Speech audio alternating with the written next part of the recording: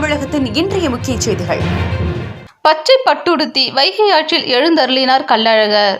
இந்த ஆண்டுக்கான சித்திரை திருவிழா கடந்த 12ஆம் தேதி மதுரை மீனாட்சி அம்மன் கோவிலில் கொடியேற்றத்துடன் தொடங்கியது. அழகர் கோவில் சார்பில் தல்லாகுளம் பெருமாள் கோவிலில் கடந்த 8ஆம் தேதி முகூர்த்தக்கால் ஊன்றி திருவிழா ஆரம்பமானது. மீனாட்சி அம்மன் கோவிலில் கடந்த 19ஆம் தேதி பட்டாபிஷேகமும் 20ஆம் தேதி திக்கு விஜயமும் நடந்தன. மீனாட்சி அம்மன் சுந்தரேஸ்வரர் திருக்கல்யாணம் நேற்று முன்தினமும் நேற்று காலை தேரோட்டமும் கோலாகலமாக நடைபெற்றன.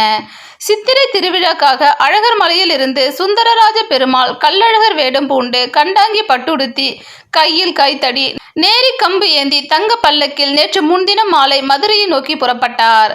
பொய்கரைப்பட்டி, கல்லந்திரி, அப்பன் திருப்பதி, கடச்சநேந்தல் பகுதிகளில் உள்ள மண்டபங்களில் எழுந்தருளி நேற்று காலை 6 மணி அளவில் மதுரையை அடுத்த 3 மாவடிக்கு வந்தார்.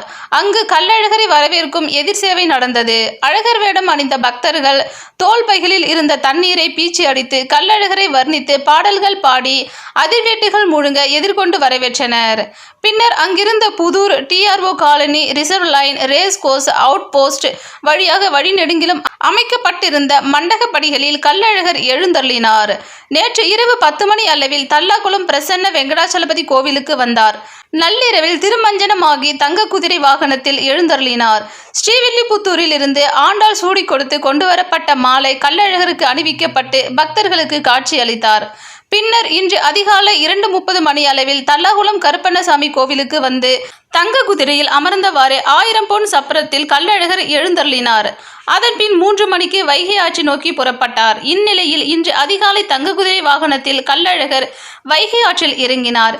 முன்னதாக வீரராகவ பெருமாள் முன்கூட்டியே அங்கு வந்திருந்து கள்ளழகரை வரவேற்க எழுந்தருளி இருந்தார். இதனைத் தொடர்ந்து கள்ளழகர் வைகை ஆற்றில் பக்தர்களுக்கு காட்சி அளித்தார்.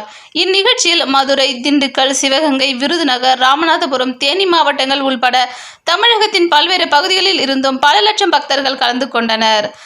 பழனிக்குமார், செய்தியாளர்.